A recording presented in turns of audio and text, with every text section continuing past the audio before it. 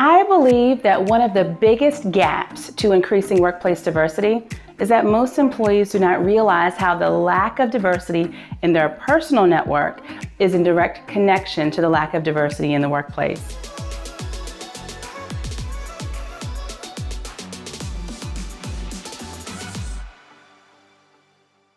So here's your unsolicited tip of the week. Increasing diversity at your company starts with increasing diversity in your personal network. In this video, I'm going to tell you why, and I'm going to show you how exactly you should get started. Now let's get started. I'm Jen Tardy. I'm your diversity recruiting coach, and I want to start today's video with two deep yet important questions to ponder. Question number one, how much diversity is in your personal network? The 10 people you spend the most time with, right, that you are the most connected to, how many of them identify similarly to you by way of gender identity, race, ethnicity, sexual orientation, etc.?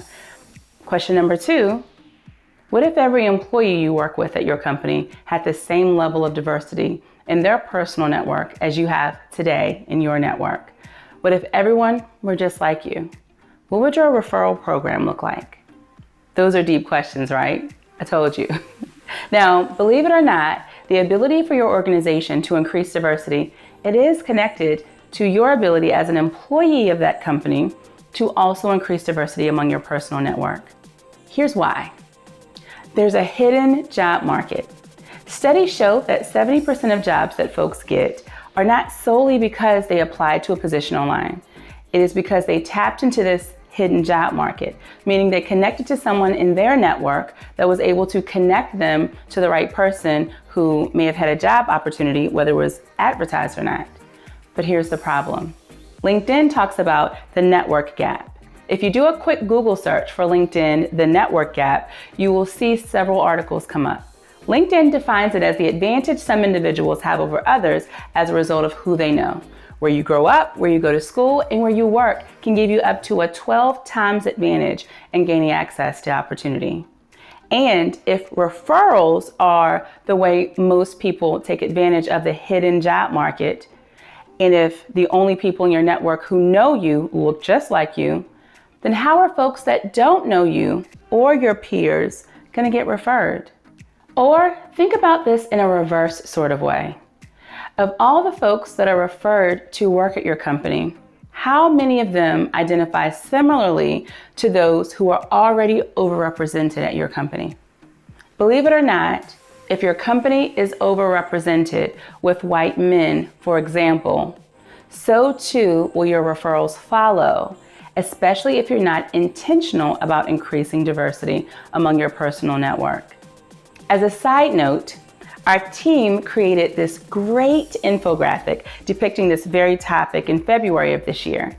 I want you to check it out. Article number 34, which is How Can I Help My Organization Increase Diversity Among Black Women? It's a part of our Increase Diversity newsletter series. The link is below. Now, back to the topic at hand. Data suggests that populations that are historically underrepresented in your workplace, like women, people of color, for example, they can enter your company more easily if they know you, but they can't know you without first meeting you. So I want to help you to meet people who do not identify the same way you do. Here's how you can increase diversity in your network. And this is one example, but it's two powerful words: common interests. Whether it's sports, cooking, exercising, painting, for example, continue to indulge in those interests, but be intentional about the ways in which you indulge in it. First, if you love cooking, for example, be intentional by ensuring the cooking communities you join are diverse, not homogenous. It means that you may have to go outside of what's familiar to you to find other cooking perspectives, but it's still cooking, right? Second, be intentional to introduce yourself to people who don't look like you. Again, it may not feel comfortable for you the first time, especially if what is familiar to you may be people who identify in the same way you do. And third, be intentional to talk about your common love for cooking, not your desire to increase diversity among your networks. I don't even have to explain why, right? Now, fourth, be intentional to stay connected and to grow this relationship where you're able to talk about other common interests in addition to cooking. especially the job search.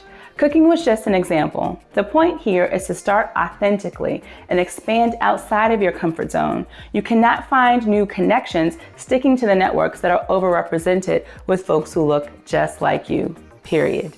Meeting new people who don't look like you is the same process as meeting people who do look like you. The difference is that you're being intentional about where you go and who you connect with when you get there.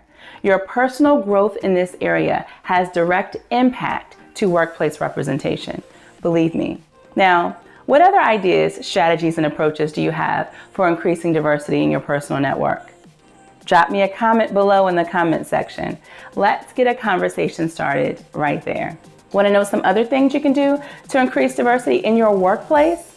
Then download our newest freebie called the Platinum Checklist for Hiring Professionals. 10 immediate actions leaders must stop doing in order to increase diversity. The link is below in the description. Now, if you like this video, trust me, you're going to enjoy this other video called Unfair Hiring Practices to Avoid to Increase Workplace Diversity. You can find the link in the description below. And if you're loving what you're hearing, please give this video a thumbs up and subscribe to the channel. And my promise to you is that I'll keep creating more videos just like this for you in the future.